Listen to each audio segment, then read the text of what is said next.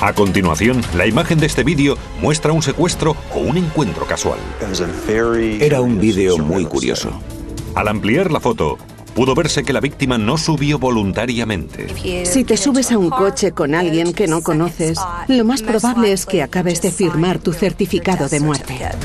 Luego, se produce un segundo asesinato muy parecido al primero. Se trataba de una mujer. El asesino había controlado la situación. Estaba en una zona geográfica cercana y el momento del asesinato era parecido. ¿Era un asesino en serie que andaba suelto? Cada mañana, Damaris Wynn, una bibliotecaria de 55 años, recorría varios kilómetros en Duncan Park, un parque de 40 hectáreas cerca de su casa en Spartanburg, Carolina del Sur. Cuando estás en pleno centro del parque, tienes la sensación de estar en un gran parque nacional, pero basta con dar unos 10 o 15 pasos en cualquier dirección desde el centro para ver alguna casa. O sea que no es un lugar aislado, en absoluto. Una mañana, sin embargo, la mujer no regresó. Horas después, un empleado municipal encontró su cuerpo entre la maleza del parque, a menos de 90 metros de su casa. Estaba desnuda, con el cordón de su Walkman alrededor del cuello. Todavía llevaba sus joyas, algo más importante para mí profesionalmente que cualquier otro hecho. Porque entonces sabes que no la han matado para robarle. Es otra cosa. Toda la ropa de Damaris había desaparecido. ¿Se la habría llevado el asesino como trofeo? El escenario del crimen era una pesadilla. Una pesadilla forense para nosotros, porque llovía a mares y la hondonada donde se encontraba el cuerpo había empezado a inundarse. La autopsia reveló que Damaris había sido violada. La causa de la muerte era estrangulación manual, pero el asesino parecía haber intentado utilizar el cordón de sus auriculares. ¿Por qué enrollarle el cordón alrededor del cuello si la has estrangulado con las manos? Su Walkman había desaparecido. Pensamos que lo más probable era que el culpable se hubiera llevado el Walkman. Habíamos buscado por todo el parque para intentar localizar su Walkman y su ropa, pero no encontramos nada. La gente se preguntaba cómo puede pasar algo así en nuestra comunidad y llegaron a la conclusión de que debía haber sido algún extranjero. El marido de Damaris, James, dijo que estaba en casa cuando ella salió para su paseo matutino. Era un sábado y no tenía que ir a trabajar. Al ver que no regresaba, dijo haber salido en su coche para buscarla por toda la zona. Estaba seguro de encontrar a su mujer al doblar la esquina, de que se habría hecho daño en el tobillo o en la pierna. Pero también dijo que al no encontrarla enseguida, tuvo la intuición de que le había pasado algo grave. Sin embargo, la policía encontró algo sospechoso en el hogar del matrimonio. Era el Walkman de Damaris. El Walkman violeta todavía estaba en su casa y a ella la habíamos encontrado con los cordones del mismo color alrededor del cuello. Nos pareció muy interesante. Confrontado con esta evidencia, James Wynn ofreció una explicación que a los investigadores les pareció difícil de creer. Afirmó que Damaris tenía 2 Walkman y se brindó a someterse a la prueba del polígrafo para demostrar su inocencia. No superó la prueba. Y luego James hizo algo todavía más sospechoso. Hizo incinerar el cuerpo de su esposa en contra de los deseos de su familia. Su familia no quería que Damaris fuera incinerada. Además, si el marido no lo había hecho, ¿por qué quiso incinerar el cadáver? Así ya no puede exhumarse ni investigarse de nuevo. Parecía ser un motivo muy obvio. La policía estaba convencida de que James Wynn era el responsable del asesinato, hasta que compararon su ADN con las muestras biológicas de la violación de su esposa. Recibimos una primera muestra para su análisis. No coincidía con las extraídas del cadáver. En cuanto quedó descartado como sospechoso, la gente empezó a preguntarse si había cometido el asesinato perfecto o si había sido otra persona. El perfil del ADN del culpable también se cotejó en la base de datos de ADN nacional, CODIS. No hubo coincidencias. Por tanto, eso indicaba que el culpable no había cometido ningún delito anterior que justificara el registro de su ADN. Al parecer, la policía estaba ante un asesinato al azar. el tipo de asesinato más difícil de resolver.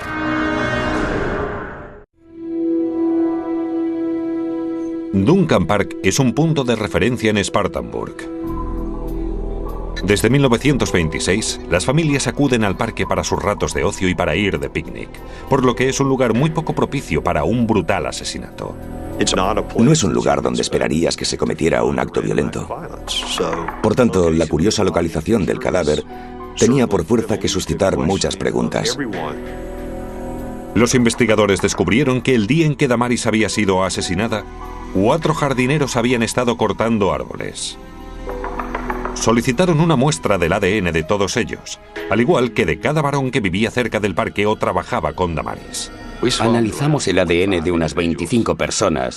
Intentamos seleccionar a los que podían estar involucrados y todo el mundo nos dio voluntariamente sus muestras para que las analizáramos. Tampoco entonces encontró coincidencia alguna. 5 meses más tarde, se produjo un asesinato parecido en la localidad de Reidville, a 25 kilómetros de allí. Era básicamente igual. Había algunas diferencias, pero en ambos casos se trataba de una mujer. Y ambas habían sido asesinadas a primera hora de la mañana. Rhonda Ward, de 32 años, había entrado con su coche en el aparcamiento del supermercado donde trabajaba. Era temprano por la mañana, y Rhonda estaba encargada de abrir la tienda. Rhonda era el tipo de persona que se presentaba a las 6:30, media hora antes de abrir. Las cámaras de seguridad grabaron a un hombre que se le acercó y entabló conversación con ella. Veías a un tipo andando por la acera, luego cortaba a través del aparcamiento y se le acercaba mientras ella estaba al lado de la puerta. Parecían conocerse. Subieron al coche de Rhonda y se marcharon. Era algo muy insólito en Rhonda. Nunca se comportaría así, y por eso enseguida me pareció sospechoso. 36 horas más tarde, el cuerpo desnudo de Rhonda apareció en un huerto de manzanos a unos 25 kilómetros del supermercado. La habían matado a puñaladas y la habían violado. Pero gracias al frío, el proceso de descomposición no había empezado y teníamos mucho material. La sangre debajo del cuerpo indicaba que Rhonda había sido asesinada en el mismo lugar donde se encontró el cadáver. Y al igual que en el asesinato de Damaris Wynn, el asesino se había llevado la ropa de la víctima. Cuando la noticia del asesinato de Rhonda se hizo pública, una testigo se puso en contacto con la policía. Dijo que la mañana en que Rhonda había desaparecido, había pasado con su coche cerca del huerto de manzanos. Vio un coche blanco aparcado en el arcén de la carretera, con 2 personas que andaban hacia el huerto. Dijo que una de ellas parecía ser la víctima, y la otra era un hombre negro pero de piel poco oscura. Entonces no le pareció que pasara nada raro. Estoy seguro de que ya había estado allí antes, conocía la zona, quizá lo tuviera todo planeado. La policía dio por supuesto que el asesino también había robado el coche de Rhonda. Por suerte, tras hablar con la empresa de automóviles Nissan, los investigadores descubrieron que la empresa podía ayudarles en su investigación. La empresa podía impedir que el coche arrancara si no se pagaban las mensualidades. Y como Rhonda había muerto, faltaba una mensualidad. No sé exactamente cómo lo hacían. A través de un satélite, no lo sé. Pero sí sé que el coche ya no podía arrancar. Al parecer, la táctica funcionó. La policía encontró el coche abandonado de Rhonda a 5 kilómetros del escenario del crimen. Alguien, probablemente el asesino, lo había incendiado, seguramente para destruir posibles pruebas forenses. Nadie pega fuego a un coche porque no arranca, a menos que quiera ocultar algo. La radio del coche había desaparecido, y la policía avisó a todos sus confidentes para que estuvieran alerta e informaran de cualquier hombre que intentara vender una radio de un coche Nissan. Los empleados del supermercado que visionaron los vídeos de seguridad dijeron que el hombre se parecía a Chester Donovan, un hombre con quien Rhonda había salido. La relación que había tenido con Rhonda era más que una simple amistad. Chester Donovan, de 32 años, era pedagogo en la escuela donde iban los hijos de Rhonda. La policía descubrió que había sido detenido por violencia doméstica. Donovan negó tener nada que ver con el asesinato y aceptó someterse a la prueba del polígrafo. No superó la prueba. Le tienes identificado, no supera la prueba del polígrafo, conocía a Rhonda Ward y tenía antecedentes de violencia. Por lo tanto, la investigación se centró obviamente en él. La testigo que declaró haber visto a Rhonda Ward andando en dirección del huerto con un hombre tuvo que identificarla en una rueda de reconocimiento fotográfico. Le enseñamos la foto de 6 personas y ella señaló la de Chester. Chester Donovan salía con Rhonda en aquella época, pero tenía una coartada. Estaba trabajando en el momento en que Rhonda Ward había sido secuestrada. Tenía una coartada más sólida que yo aquella mañana. Nadie podría decir dónde estaba yo ese día a las 7 de la mañana, excepto mi mujer. En cambio, él tenía 5 testigos. Pero a pesar de su coartada, los investigadores le sometieron a una prueba del ADN y descubrieron que su ADN no coincidía con el de las muestras vaginales extraídas al cadáver. Sin embargo, la prueba aportó otra información importante. El ADN del asesino de Rhonda coincidía con el del asesino de Damaris Wynn. No sé si alguno de nosotros se lo esperaba en serio. Bueno, algunos lo esperaban, pero otros decían que sería verdaderamente un golpe de suerte si coincidían. Los investigadores sabían que el hombre que aparecía con Rhonda Ward en el vídeo de seguridad era su asesino. 2 cámaras de vigilancia habían captado el incidente, pero en ambos casos la imagen era demasiado oscura y borrosa.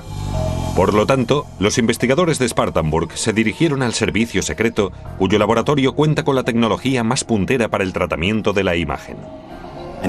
Ya sé que casi todo el mundo nos asocia con la protección del presidente, pero el servicio secreto fue creado para hacer cumplir la ley. De hecho, el servicio secreto estaba trabajando con una tecnología que podría ponerse a prueba con este caso. Fue una coincidencia increíble que nos llegara justo entonces este caso para trabajar con él. El servicio secreto descubrió que las cámaras de vigilancia del aparcamiento estaban desenfocadas. Para corregirlo, regresaron al aparcamiento, colocaron un rayo de luz a través de un panel en el lugar donde había estado el coche de Rhonda y lo grabaron con la cámara de vigilancia. La fuente de un solo punto de luz representa un solo punto en el archivo de la imagen. Por lo tanto, en una cámara enfocada, la fuente formaría un círculo redondo. En una cámara desenfocada se grabaría una imagen distorsionada de este círculo, y es ese archivo el que se emplea para importarlo al software, en un intento para enfocar la imagen. Esta cámara estaba muy desenfocada, la calidad de la imagen era muy deficiente, pero al limpiar y clarificar ciertos elementos del vídeo, pudimos identificar algunas de las acciones que se grabaron y tener una idea del desarrollo de los acontecimientos. Las imágenes mejoradas revelaron que algo distinto había sucedido entre Rhonda y su asaltante, algo que los investigadores no habían visto hasta entonces. Ella se sienta en el asiento del conductor y él tiene que dar la vuelta al coche pasando por delante. Cuando sube al coche, hace un ligero gesto con la mano. El hombre se había inclinado desde el asiento del copiloto para insertar las llaves en el contacto.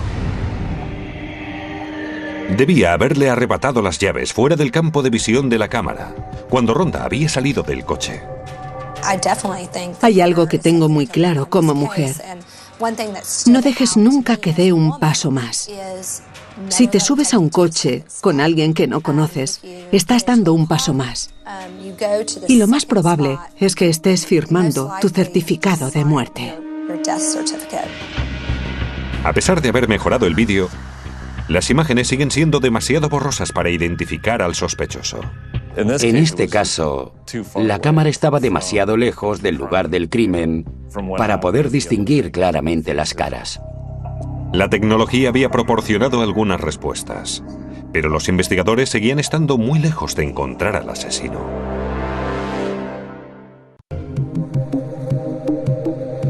Cinco meses y 25 kilómetros separaban los asesinatos de Damaris Wynn y Rhonda Ward. Los investigadores tenían el ADN del asesino, pero ninguna otra pista sobre su identidad. Su ADN no constaba en ninguna de las bases de datos nacionales o estatales. En nuestro estado, todos los convictos de un crimen violento tienen el ADN registrado en nuestra base de datos. La policía les obliga siempre a dar una muestra de su ADN. Esta normativa era vigente desde 2002. De manera que, o bien el asesino no había sido condenado nunca por un delito, o lo había sido, pero antes de ese año. Mientras buscaban en sus archivos algún asesinato parecido a los dos que tenían entre manos, los investigadores obtuvieron un interesante dato. Les avisaron de que un ciudadano local había intentado comprar cocaína a cambio de una radio de un automóvil Nissan. Un dato significativo, ya que cuando encontraron el coche de ronda faltaba la radio. Se hacía llamar Snow. Pensaría que así nadie sabría quién era. Pero los confidentes de la policía le identificaron como un tal Frederick Evans. Evans vivía cerca del lugar de trabajo de Ronda, donde se grabó el vídeo de vigilancia. Y no era un desconocido para la policía. Era un hombre malo, y lo digo yo, que he conocido a la gente más baja. Pero lo curioso de Frederick Evans era que no te asustaba su aspecto. Frederick Evans, un cocinero de 35 años, divorciado y con una hija de 13 años, había estado en la cárcel por violación y robo antes del año 2002. Ese no era más que el último de una serie de delitos que había cometido desde su adolescencia. Había protagonizado un asalto a mano armada con intento de homicidio cuando había cortado la garganta de un hombre con un cúter, y un robo y violación en el que había robado el bolso y pegado un puñetazo a una mujer. Evans negó tener nada que ver con los dos asesinatos. La policía decidió tenderle una trampa y le dijeron que habían enseñado el vídeo de seguridad a su madre. Dijo, ¿se lo ha enseñado a mi madre? Y le contesté, claro. ¿Y qué ha dicho? Sabe muy bien lo que ha dicho, señor Evans. Le ha identificado. Evans cayó en la trampa y cambió su versión de los hechos. Dijo que habían mantenido relaciones sexuales consentidas, que las cosas se pusieron feas y que ella había intentado clavarle una navaja y que él se defendió clavándosela a ella. No serviría ni como argumento de una película mala. Era absurdo. Los investigadores obtuvieron el ADN de Evans y el resultado de las pruebas no dejó lugar a dudas. Su ADN coincidía con las muestras vaginales de Rhonda Ward. También coincidía con las del caso Damaris Wynn. Los amigos de Frederick Evans contaron a la policía que Evans dormía en un banco del Parque Duncan la mañana del asesinato de Damaris.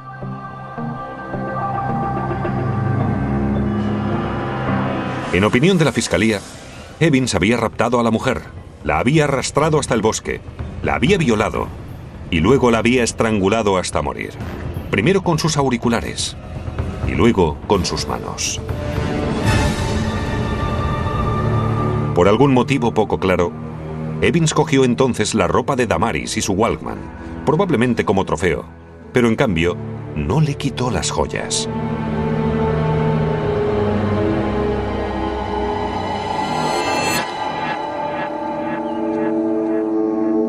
En el caso de Rhonda, la versión de la fiscalía era que Evans atravesaba el aparcamiento del supermercado cuando vio a Rhonda Ward acercándose a la puerta del supermercado para abrir.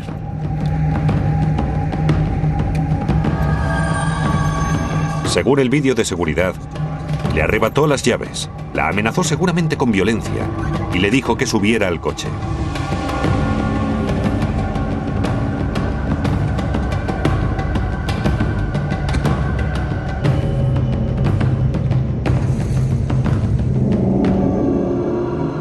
Evans le obligó entonces a conducir hasta un lugar desierto cerca de allí. Fue entonces cuando la testigo había visto a ambos andando hacia el huerto de los manzanos. Y como en el caso de Damaris, Evans violó a Rhonda, la asesinó y le quitó toda la ropa.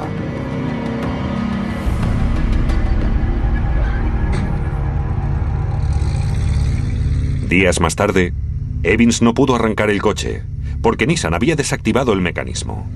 Entonces, prendió fuego al coche, no sin antes llevarse su radio, que permitiría detenerle.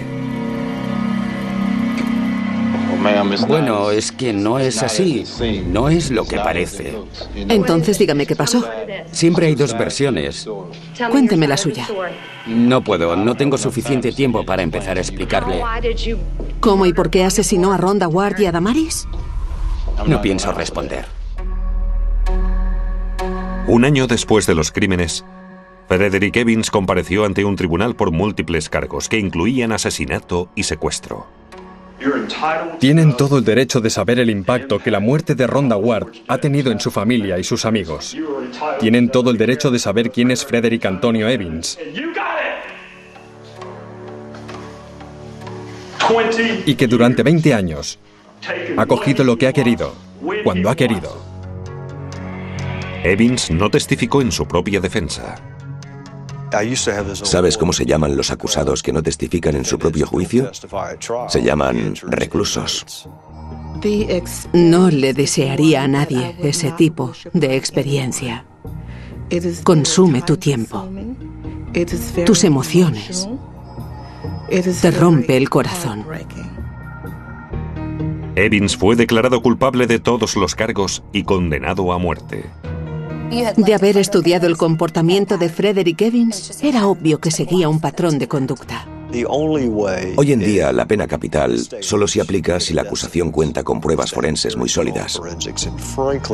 Son la única manera de conseguir que alguien sea declarado culpable. Mucho más que los testimonios de los testigos oculares o cualquier otro elemento crucial en otros tiempos. Si no puedes demostrarlo científicamente, no ganarás el caso.